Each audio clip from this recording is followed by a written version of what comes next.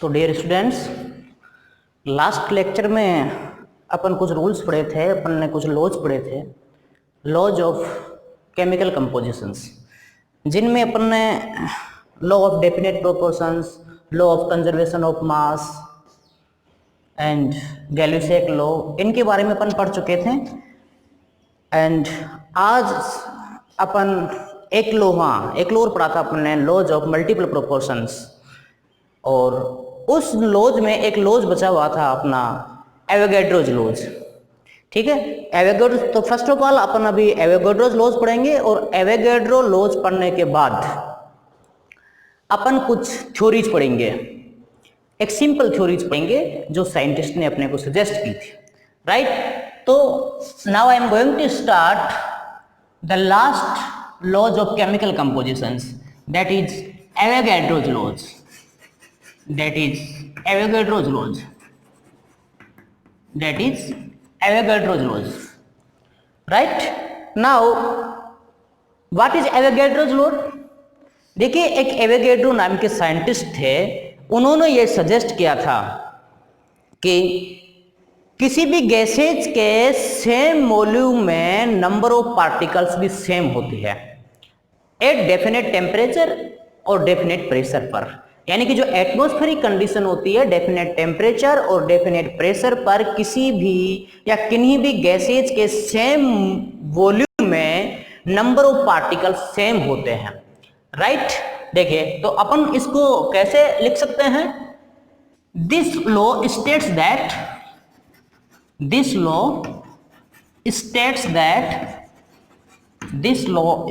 That in A equal volume of gases there are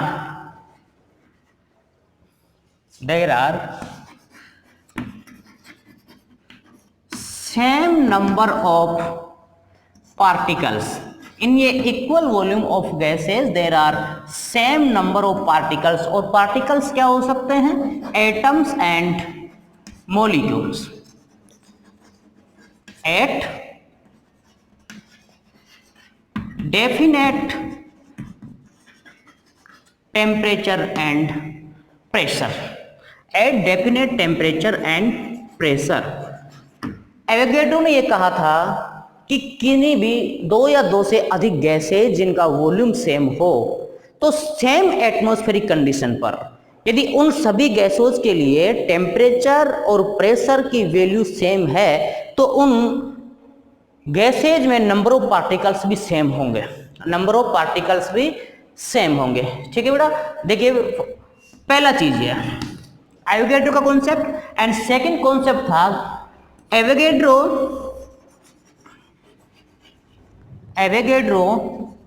was the first chemist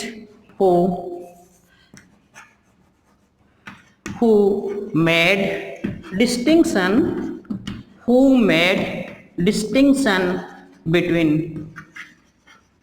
atom and molecule। Avogadro ही एक first scientist थे जिन्होंने atoms और molecule के बीच में डिस्टिंक्शन किया।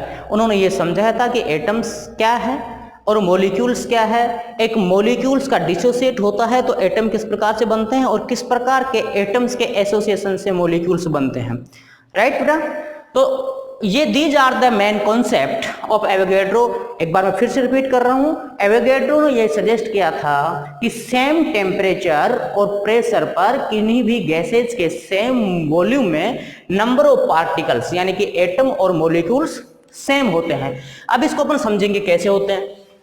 देखिए, अपने पास में मान लीजिए 2 लीटर या 2 volume of oxygen gas, 2 volume of O2 gas, 2 volume of O2 gas and 2 volume of N2 gas, 2 volume of N2 gas. 2 volume, तो मैं एक कॉन्सेप्ट ये भी लिख सकता हूं कि 2 mole of O2 gas and this is 2 mole of N2 gas. इन दोनों में नंबर ऑफ पार्टिकल सेम होंगे और दोनों की स्टडी अपन करें, दोनों की स्टडी अपन किस पे करें, सेम टेम्परेचर एंड प्रेशर पर। यदि इन दोनों की स्टडी अपन सेम टेम्परेचर और प्रेशर पर करें तो दोनों में नंबर ऑफ पार्टिकल गैसेज जो होगा, नंबर ऑफ पार्टिकल्स गैसेज में होंगे वो सेम होंगे। और अपन ये जानते हैं कि नॉर्मल टेम्परेचर और प्रेशर पर यानी कि स्टैंडर्ड टेम्परेचर और प्रेशर पर किसी भी one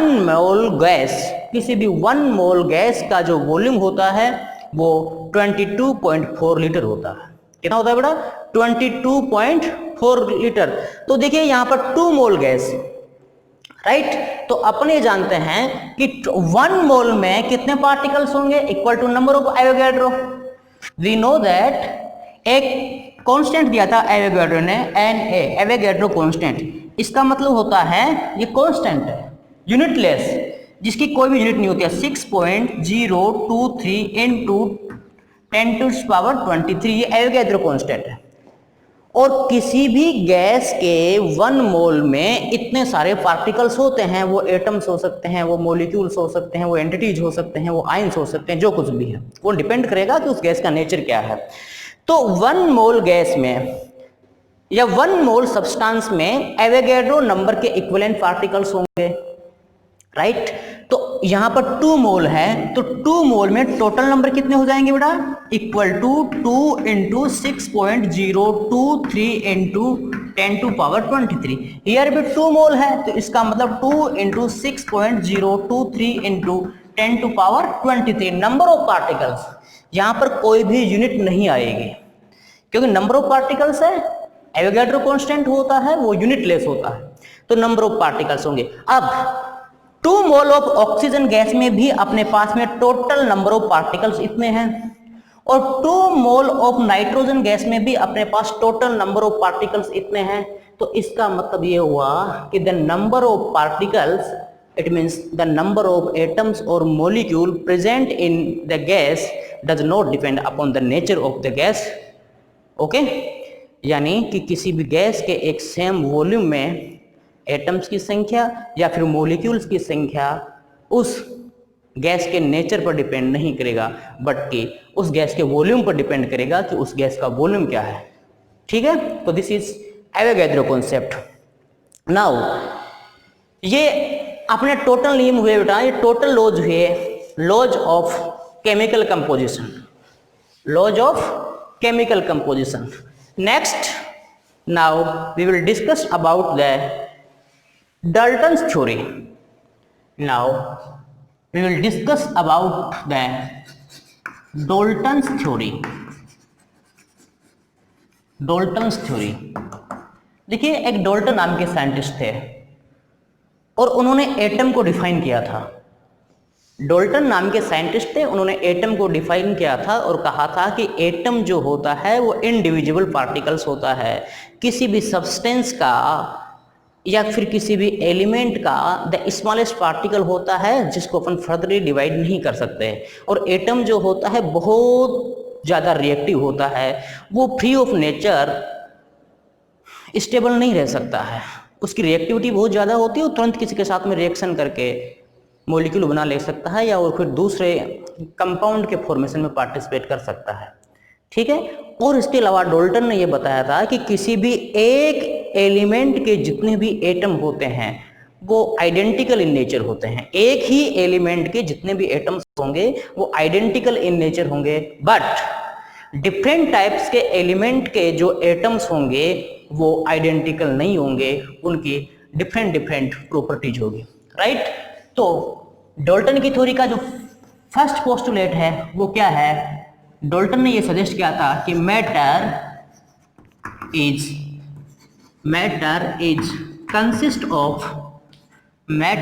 is consist of indivisible particles. Matter is consist of indivisible particles and atom is the smallest particle. Atom is the smallest particle which cannot be divided. It is highly reactive.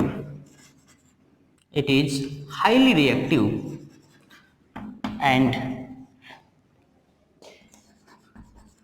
cannot stay stable in nature. Nature में ये कभी भी stable नहीं रह सकता है क्योंकि इसकी रिएक्टिविटी बहुत ज़्यादा होती है, इसलिए तुरंत किसी के साथ में रिएक्शन करके कोई कंपाउंड बनाने की कोशिश करता है, राइट। तो matter is consist of individual particles, और मैटर जो होता है स्मॉलेस्ट पार्टिकल, एटम जो होता है वो स्मॉलेस्ट पार्टिकल होता है जिसको अपन और ज़्यादा डिवाइड नहीं कर सकते हैं। सेकेंड पोस्टुलेट डाल्टन का वो क्या था बेटा, वो ये था कि the atoms of the same element, atoms of the same elements are identical in nature. Atoms of the same elements are identical in nature, but the atoms of different elements are different, in nature. एक ही element के जितने भी atoms हों वो identical nature में होते हैं, यानी कि उन सब की केमिकल प्रॉपर्टीज सेम होती है, उन सब का मास सेम होता है, उन सब की फिजिकल प्रॉपर्टीज सेम होगी, बट डिफरेंट एलिमेंट्स के जितने भी एटम होंगे वो नेचर में क्या होंगे, डिफरेंट होंगे। एंड थर्ड वन इज क्या, एटम्स ऑफ डिफरेंट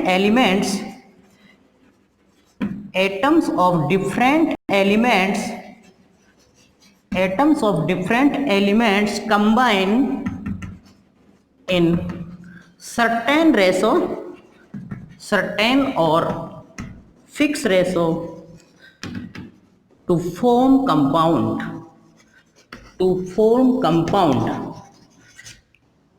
ठीक है, ये चीज अपन पहले डिस्कस कर चुके थे कि कंपाउंड बनाने के लिए डिफरेंट एलिमेंट्स के जो एटम होते हैं वो एक फिक्स और सर्टेन रेशो में आपस में कंबाइन होते हैं। और सबसे इंपॉर्टेंट चीज वो ये है कि एक केमिकल रिएक्शन में, ठीक है बेटा, in a chemical reaction atoms can not be created और destroy.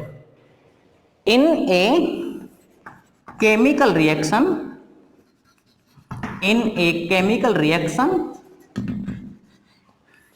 atoms neither be created nor be destroyed, but there are reorganization of atoms,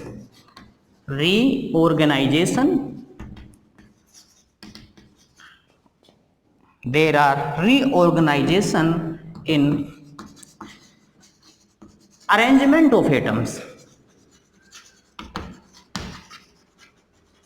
right. मैं एक बार डिस्कस कर रहा हूं बेटा इसको कि किसी भी केमिकल रिएक्शन में या ट्रांसफॉर्मेशन में कोई भी नया एटम क्रिएट नहीं होता है और रिएक्शन के दौरान कोई भी एटम डिस्ट्रॉय नहीं होता है, बट केमिकल रिएक्शंस में उन एटम्स का रीऑर्गेनाइजेशन हो जाता है। उन एटम्स यानी कि एक एटम किसकी, यदि एक एलिमेंट का एटम किसी दूसरे एलिमेंट के साथ में जुड़ा हुआ है तो रिएक्शन के दौरान कुछ ओल्ड बॉन्ड ब्रेकिंग होगी, कुछ नए बॉन्ड बनेंगे, तो वो एटम वहां पुराने एलिमेंट से हट करके किसी दूसरे एलिमेंट के साथ में जुड़ सकता है, इसको अपन बोलते हैं रीऑर्गेनाइजेशन।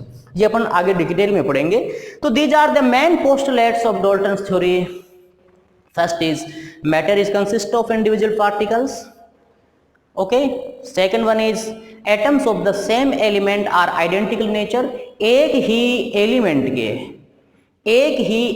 के जितने भी एटम्स होते हैं वो सब वेट में, वो सब मास में, वो सब केमिकल प्रॉपर्टीज में, वो फिजिकल प्रॉपर्टीज में सेम होते हैं, यानी कि आइडेंटिकल इन नेचर होते हैं। बट डिफरेंट एलिमेंट्स के एटम्स होंगे वो नेचर में डिफरेंट होंगे, एटम्स ऑफ एलिमेंट, ओके। और सबसे इंपॉर्टेंट चीज बात जो मैंने आपको बताई थी कि एटम्स ना तो डिस्ट्रॉय होते हैं ना क्रिएट हो सकते हैं, बट उनका रीऑर्गेनाइजेशन होता है, ठीक है बेटा। तो this is Dalton's concept, right. Now next अपन पढ़ेंगे कौन सी थ्योरी है next? Atomic mass. What is atomic mass? Atomic mass क्या होता है? Anybody else? आपने 10th क्लास में पढ़ा होगा। एटॉमिक मास क्या होता है? एक एटम का mass. What is atomic mass? देखिए, इस टॉपिक को पढ़ाने से पहले मैं आपको कुछ जनरल चीजें बता देता हूं। 19th सेंचुरी में, या जब केमिस्ट्री ज़्यादा डेवलप नहीं हुई थी, उससे पहले किन्हीं एलिमेंट्स, तो एटॉमिक मास अपन कैसे डिफाइन करते थे? किसी एलिमेंट्स को स्टैंडर्ड मान लिया जाता था, किसी एलिमेंट के मास को स्टैंडर्ड मान लिया जाता था। जैसे कि हाइड्रोजन का जो एटॉमिक मास है उसको 1 मान करके, उसको एक बेस मान करके, स्टैंडर्ड मान करके किसी अदर्स एलिमेंट का एटॉमिक मास कैलकुलेट किया जाता था। यानी कि वो एलिमेंट का एटम जिसका अपने को एटॉमिक मास फाइंड आउट करना हो, उस एलिमेंट का एटम हाइड्रोजन के एटॉमिक मास से कितने ज्यादा गुना हैवी है, इस तरह से कैलकुलेशन लगाई जाती थी। बट टुडे एक ऐसा मेथड है, एक sophisticated technique which is known as mass spectroscopy, but अभी in the present जो एक बहुत ही फेयरली एक्यूरेसी के साथ में एटॉमिक मास देता है, उस टेक्निक को अपन बोलते हैं मास स्पेक्ट्रोस्कोपी। तो आजकल क्या होगा, मास स्पेक्ट्रोस्कोपी के थ्रू अपन किसी भी एटम का एटॉमिक मास कैलकुलेट कर सकते हैं। It is based upon the C12 isotopes. और प्रेजेंट में जो अपन एटॉमिक मास कैलकुलेट करते हैं वो C12 आइसोटोप के बेस पे करते हैं, ठीक है बेटा। तो सिंपल सी बात, पहली बात तो ये, अपन क्या लिखेंगे? एटॉमिक मास क्या है, right.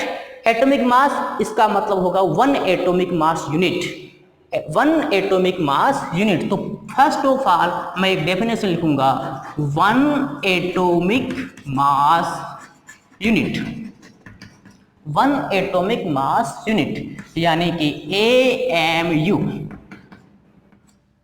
1 atomic mass unit. 1 atomic mass unit what is? तो 1 AMU इज डिफाइंड, 1 AMU यानी कि मैं यहां लिख रहा हूं सीधा, AMU इज डिफाइंड एज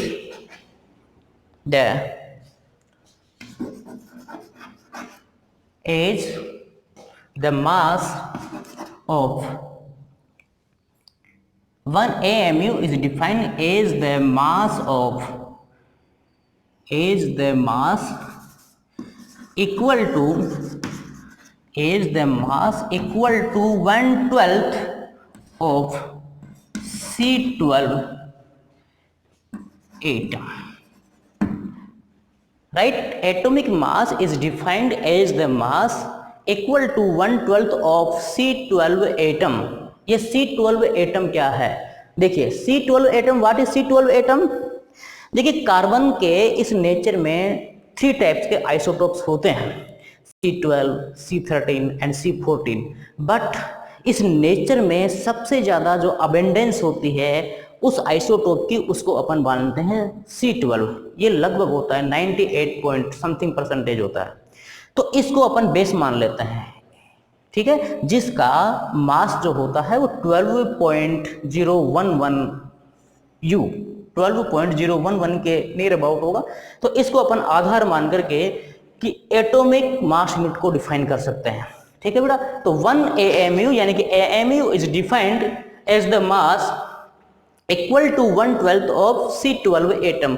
और C12 क्या है कि प्रेजेंट में कार्बन 12 आइसोटोप को किसी भी एटम का एटॉमिक मास कैलकुलेट करने के लिए इसको अपन स्टैंडर्ड मानते हैं, राइट। तो दिस इज AMU।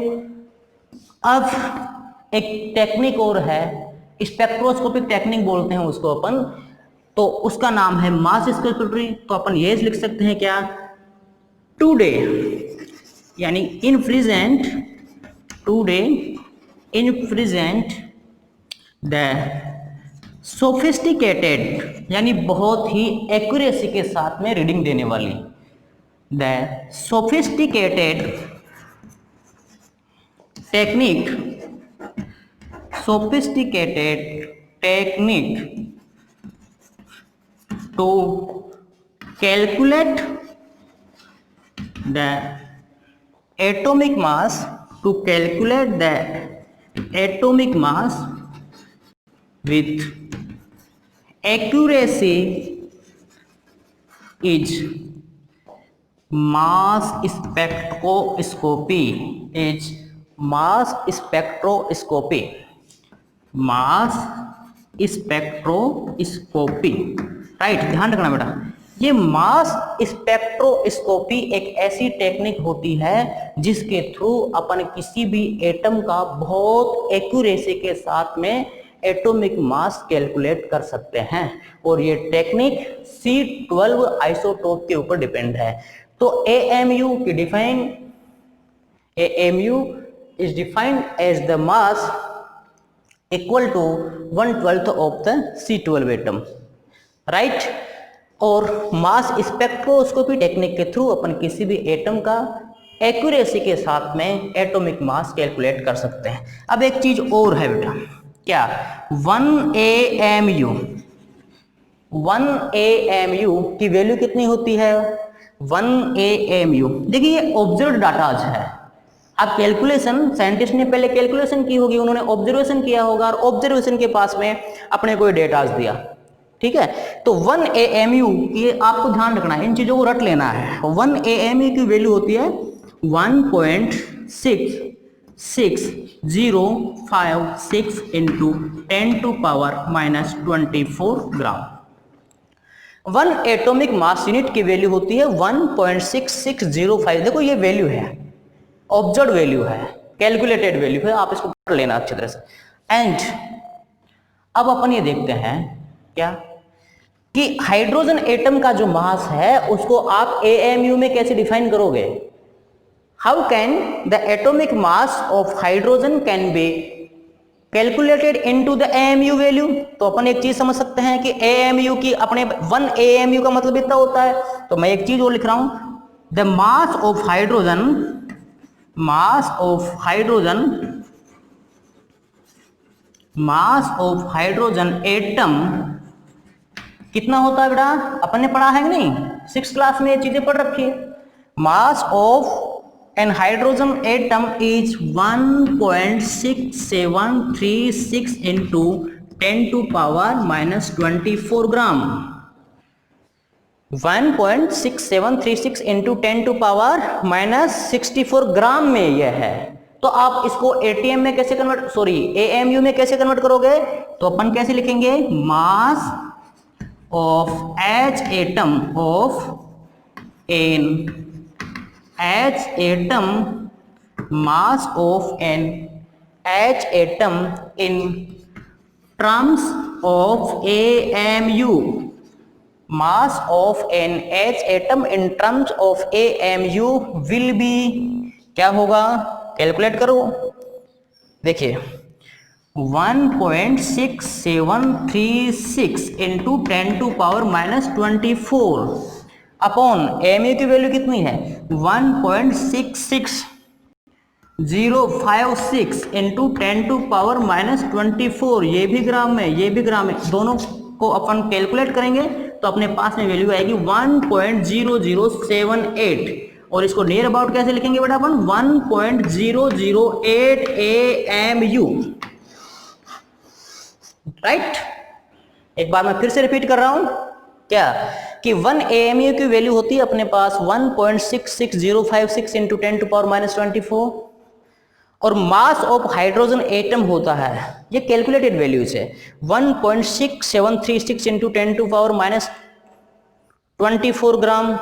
तो अगर हाइड्रोजन के एटॉमिक मास को अपन AMU में कन्वर्ट करें तो अपन क्या करेंगे 1.6736 divided by 1.66056 equal to we obtain 1.008 AMU, right. अब आपको समझ गए होंगे कि नहीं कि AMU क्या होता है, सीधी सी बात है, कोई फालतू की झंझट नहीं है।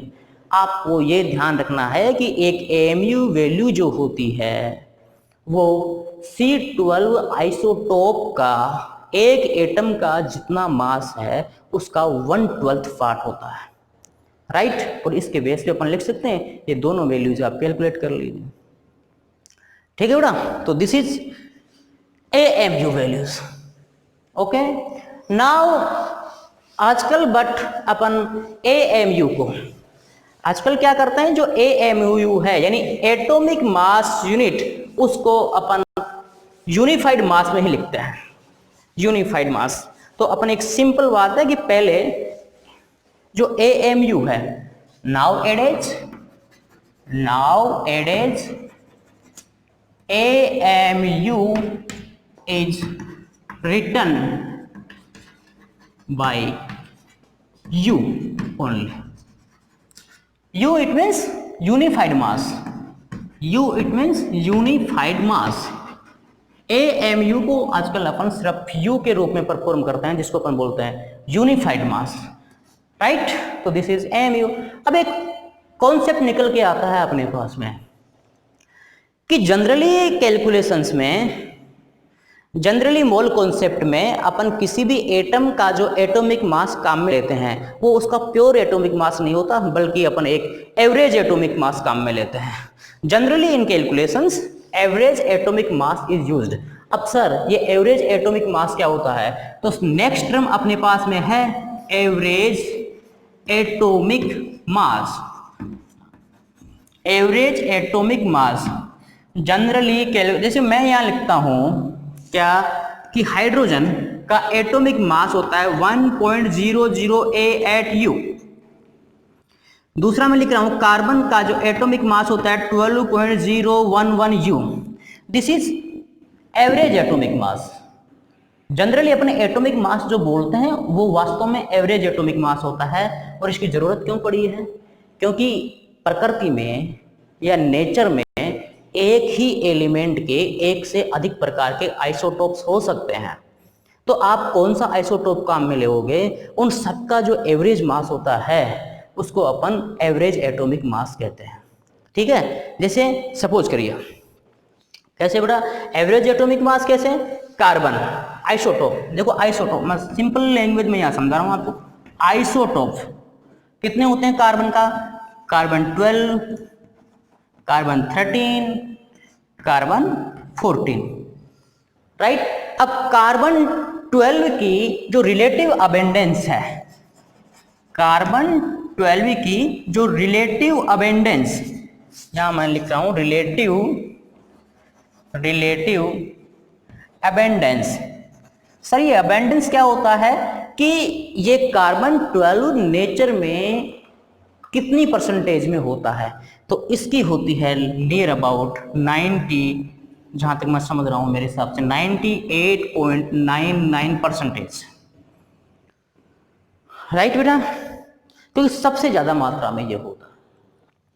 और कार्बन 13 जो होता है, कार्बन 13 इसकी जो रिलेटिव अबेंडेंस होती है वो होती है 1.108%, राइट। और जब ये लगभग 100 हो चुका है तो ये तो क्या बताए, इक्वल टू नथिंग, मेरे हिसाब से ये होगा 2 × 10⁻⁻10%, राइट।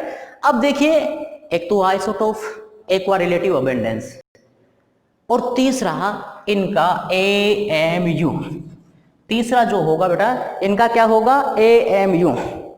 समझ गए नहीं? अब देखो परसेंटेज है, इसको आप क्लोज में कैसे कन्वर्ट करोगे? ये होता है क्या, कितना 12 मान लीजिए, अपन समथिंग अपन 12 मान रहे हैं AMU यानी कि यूनिफाइड मास। ये कितना होगा 13 का? Anybody else? 1 पॉइंट, इसके जो कैलकुलेटेड डाटाज हैं बेटा वो एक्चुअल में कितने हैं मैं बता देता हूं आपको। ये 30 पॉइंट, ये जो है नहीं, ये देखना 12, तो ये 30 कॉन्सेप्ट होता रहा हूं मैं, 12.00 ये हो जाएगा 30.035 के नियर अबाउट, और 14 है तो यानी 14.031, 40, ये ही कुछ डाटाज है इनके। यस, ये हो गया। तो अपने पास में ये आइसोटोप हुआ, ये रिलेटिव अबेंडेंस हुआ, ये एटॉमिक मास इन 2 इनकी, ये एटॉमिक मास। अब अपन क्या करते हैं, सिंपली एवरेज एटॉमिक मास कैसे निकालेंगे? एवरेज एटॉमिक मास कैलकुलेट करने के लिए अपन ने क्या करना है, देखो average atomic mass of carbon, तो अपन यहां लिखेंगे average atomic mass of carbon.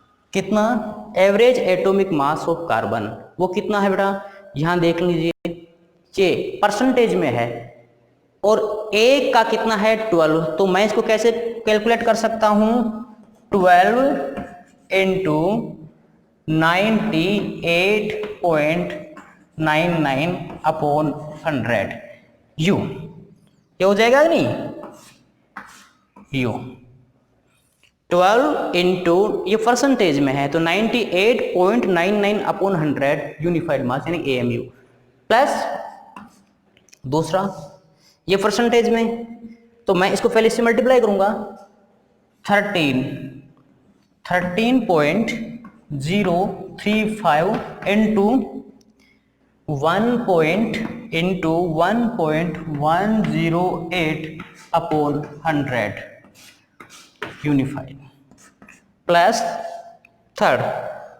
Third क्या होगा, देखिए 2 इंटू यानी कि 14 into 14.031 into 2 into 10 to power -10 और अपॉन 100, तो ये हो जाएगा अपॉन 100 यानी 10 टू पावर 2, और 10 टू पावर 2 तो मैं यहाँ डायरेक्ट लिख रहा हूँ 10 टू पावर -12 हो जाएगा, ये यूनिफाइड। अब इस पूरी कैलकुलेशन को सोल्व अपन करते हैं, ये तो आप कर सकते हो ना पूरी कैलकुलेशन को, तो वी फाइंड दैट 12.011 यूनिफाइड। यदि पूरी कैलकुलेशन को अपन सोल्व करेंगे तो अपन ये पाते हैं कि इस कार्बन का जो एवरेज एटॉमिक मास होगा वो होगा 12.011 यूनिफाइड मास। क्लियर? देखो अब पहली बात यह है कि एवरेज एटॉमिक मास की जरूरत क्यों पड़ती है किसी भी केमिकल रिएक्शंस में या मोल कॉन्सेप्ट में। अपन न्यूमेरिकल प्रॉब्लम को सोल्व करने के लिए जो एटॉमिक मास लिखते हैं वो वास्तव में एवरेज एटॉमिक मास ही होता है, पहली बात। दूसरा कि एक नेचर में एक ही एलिमेंट के कई आइसोटोप्स हो सकते हैं। अब उन आइसोटोप्स की नेचर में रिलेटिव अबेंडेंस क्या है, उनके बेस पे अपन average atomic mass find out करते हैं। सपोज कार्बन के 3 आइसोटोप्स हैं 12, 13 एंड 14, मगर 12 आइसोटोप की नेचर में अबेंडेंस होती है 98.99%। उसका एमयू एटॉमिक मास वेट वो है, इसकी इतनी होती है, इसकी इतनी होती है, तो इनका इस हिसाब से अपन कैलकुलेशन कर लेते हैं। तो अपने पास में एक कार्बन का एवरेज जो एटॉमिक मास होगा वो आएगा 12.011 यूनिफाइड। ठीक है बेटा, तो अब अपन इस प्रकार से एवरेज एटॉमिक मास भी कैलकुलेट कर सकते हैं। एक बार आप इसको कॉपी कर लीजिए, फिर अपन नेक्स्ट पढ़ाते हैं।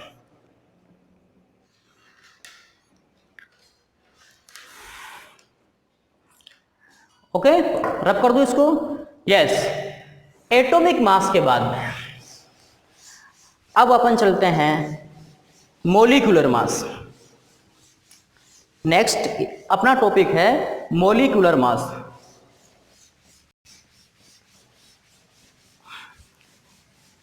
एक तो होता है मोलर मास, एक होता है मोलिक्यूलर मास।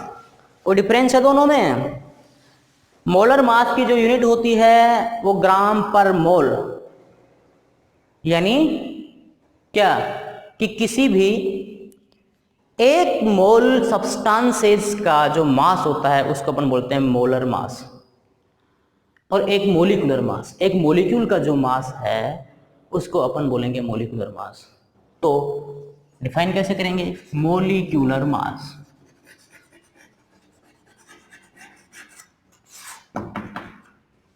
तो molecular mass is defined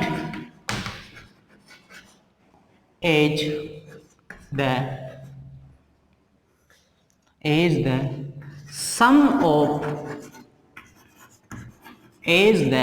sum of atomic masses of all elements. Molecular mass is defined as the sum of atomic masses of all elements present in molecules। यानी कि एक मोलिक्यूल में जितने भी एलिमेंट्स हैं उन सब के एटॉमिक मास का जो सम होगा उनको अपन मोलिकुलर मास कहेंगे। Molecular mass is defined as the sum of atomic masses of all elements present into the molecule. Right बेटा? वो कैसे? सपोज करिए फॉर एग्जांपल है मोलिकुलर मास, राइट? मुझे एक देखना है H2O, दिस इज वाटर। अब वाटर में मुझे पता है कि 3 एलिमेंट है, 2 हाइड्रोजन के एंड 1 ऑक्सीजन का। एक है मेरे पास में CO2 carbon dioxide gas, CO2 carbon dioxide gas, and third one is C6H12O6, C6H12O6। बहुत सारे हो सकते हैं ना, आप कैसे भी लिख सकते हो। इसका मोलिकुलर मास कैसे लिखोगे? देखो मैं एक फॉर्मूला लिख देता हूं। मोलिकुलर मास किसका? एक फॉर्मूला लिख रहे हैं अपन। मोलिकुलर मास इसका कितना होगा बेटा? 2 इंटू क्योंकि 2 मोल है ना, atomic mass of hydrogen, atomic mass of hydrogen plus इसका 1, 2 and 3 atomic mass of hydrogen plus 1 into atomic mass of oxygen, atomic mass of oxygen 2 into atomic mass of hydrogen कितना है? 1.008 U, 1.008 U plus oxygen का एक atom है तो इसका जो मास होगा बेटा नियर अबाउट होगा 6.00 U। अब इसको अपन कैलकुलेट करें, तो आप देखोगे कितना, इसको कैलकुलेट करो। 2 इंटू 8 एक 2.06 U प्लस 16.00 U, टोटल क्या होगा? 18.016 U, 18.016 U। तो 18.016 U will be the molecular mass of H2, right? ये अपन ने कैसे कैलकुलेट किया कि उस मोलिक्यूल में कितने एलिमेंट्स हैं, उन सभी एलिमेंट्स के एटॉमिक मासेस का सम कर देंगे तो अपने पास में मोलिकुलर मास आएगा। इसी टाइप से आप कैलकुलेट कर सकते हो कार्बन डाइऑक्साइड गैस का। कार्बन डाइऑक्साइड गैस का क्या होगा बेटा? The molecular mass of carbon dioxide will be equal to 1 into atomic mass of, देखना इसका 1 इंटू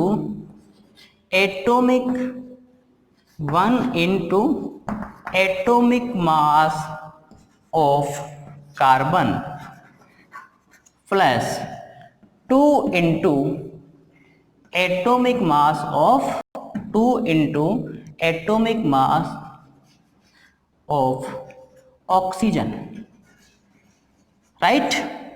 तो इसका मोलिकुलर वेट आ जाएगा 1 atomic mass of carbon 12.011 U, ठीक है बेटा, प्लस 2 इंटू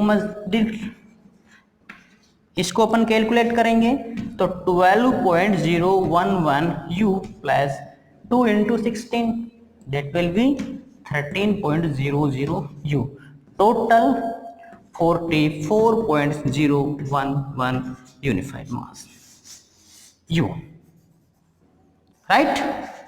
तो इस टाइप से अपन मोलिकुलर मास कैलकुलेट कर, not weight, molecular mass. There is difference between the molecular weight and molar mass, molecular mass, sorry, right। now third example, अब मैं आपको एक क्वेश्चन दे रहा हूं कि calculate the molecular mass of, calculate the molecular mass of, question is calculate the molecular mass of glucose. Simple, very simple. पहले chemical formula glucose का C6H12O6, formula क्या होगा बेटा इसका, तो देखिए molecular mass of glucose, right. जानते हो नहीं ग्लूकोज क्या होती है, एक शुगर होती है, सिंपल शुगर होता है कार्बोहाइड्रेट का, जो बहुत फास्ट एनर्जी क्रिएट करता है। Simple, 6 into the atomic mass of carbon, 6 into atomic mass of carbon क्या होगा 12.011 U प्लस 12 इंटू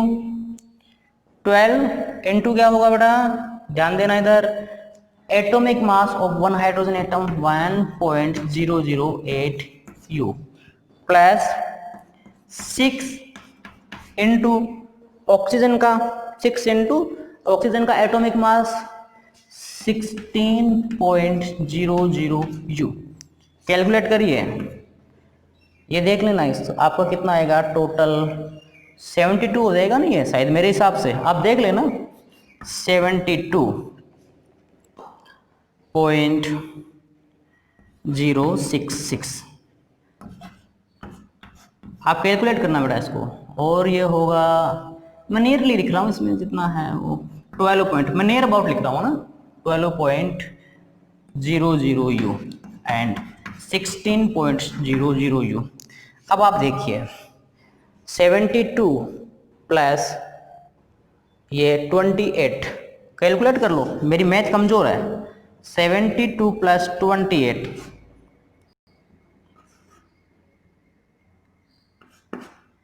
कितना हुआ, ये तो गलत होगा सही मेरे हिसाब से, 6 इंटू 12.011 प्लस इतना हुआ, और अरे ये 16 नहीं होगा ना, अपने गलती कर दी, ये होगा बेटा यहाँ पर 96.00 U।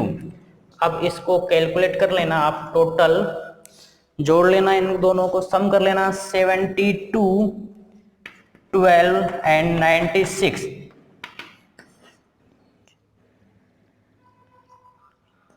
ये मेरे हिसाब से होगा 180 पॉइंट्स, मैं 00 लिख रहा हूँ, यूनिफाइड मास। तो this is molecular mass and अब आपको ये कॉन्सेप्ट पता लग गया क्या, कि एटॉमिक मास यूनिट क्या होती है, एटॉमिक मास क्या होगा, एटम क्या होगा, एलिमेंट क्या होगा, कंपाउंड क्या होगा, और मोलिकुलर मास क्या होगा, राइट ना। नाउ आज के लेक्चर का जो लास्ट टॉपिक है वो है formula mass, not formal, formula mass.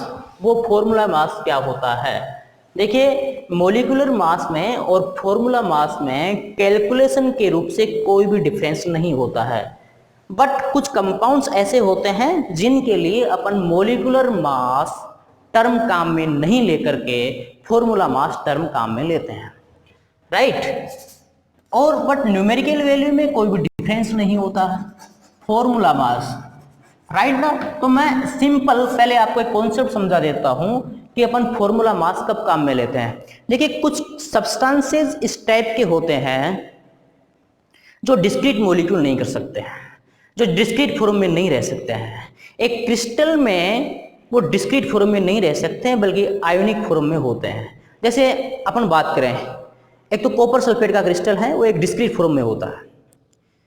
एक सोडियम क्लोराइड का या फिर पोटेशियम क्लोराइड का क्रिस्टल अपन लेते हैं, तो सोडियम क्लोराइड का क्रिस्टल कभी भी डिस्क्रीट फॉर्म में नहीं होता है, वो सिंगल एंटिटीज के रूप में नहीं होता है। वो क्यों नहीं होता है? क्योंकि सोडियम क्लोराइड नेचर में आयोनिक होता है। और सोडियम क्लोराइड के क्रिस्टल में, जैसे मैं आपसे क्वेश्चन ये करूं कि सोडियम क्लोराइड के क्रिस्टल में एंटिटीज क्या होगी, उसमें एंटिटीज होगी बेटा Na+ आयन और क्लोराइड आयन Cl- आयन। तो ये आयोनिक फॉर्म में हुआ।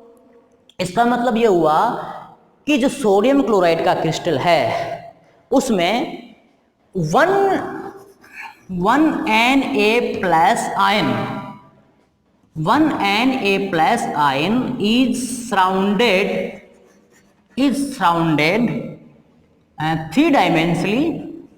surrounded three-dimensionally by 6Cl- ion.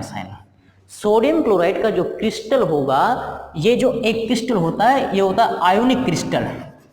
Ionic crystal उसमें एक Na+ आयन होगा, वो 6 क्लोराइड आयन के द्वारा सराउंडेड रहेगा, एंड वाइस वर्सा। इसका मतलब ये हुआ कि जो एक क्लोराइड आयन होगा वो 6 सोडियम आयंस के द्वारा सराउंडेड रहेगा। This is structure, ionic structure. और अपन ये कहेंगे कि यदि ये एटम्स का या इन एंटिटीज का या फिर इन आयंस का इस टाइप से अरेंजमेंट है, तो उसमें सोडियम क्लोराइड में सोडियम और क्लोराइड के क्रिस्टल, सोडियम क्लोराइड के जो क्रिस्टल है वो डिस्क्रीट फॉर्म में नहीं होंगे। तो सिंपल सी बात है कि किसी भी आयोनिक कंपाउंड के मोलिकुलर मास को अपन मोलिकुलर मास नहीं लिख करके उसके लिए अपन एक टर्म काम में लेते हैं, फॉर्मूला मास। क्या लिखेंगे बेटा उसको? Formula mass. तो the formula mass of sodium chloride, क्योंकि ये आयोनिक फॉर्म में है, Na+ एंड Cl-, वो क्या होगा? इक्वल टू सोडियम का atomic mass unit 23.00 U plus, और ये हो जाएगा 35.5 AMU। दोनों का अपन ऐड करेंगे बेटा तो हो जाएगा 58.5 AMU, यानी कि इसको अपन 58.5 U से भी लिख सकते हैं, यूनिफाइड मास, राइट। तो समझ गए कॉन्सेप्ट? फॉर्मूला मास अपन कब काम में लेते हैं? कि जब कोई भी आयोनिक स्पीसीज हो, आयोनिक एंटिटीज हो, उसको एक्सप्लेन करने के लिए। तो इसका डेफिनेशन कैसे लिखोगे बेटा? Such substances such as sodium chloride do not contain discrete molecules. देखो तो इसको अपन कैसे लिख सकते हैं, राइट। मैं यहां पर लिख रहा हूं फॉर्मूला मास की definition.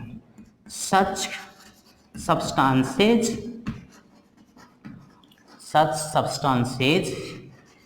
which do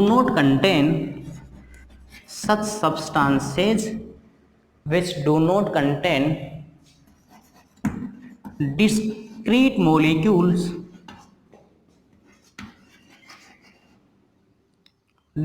molecules or entities in their constituent elements as their constituent elements.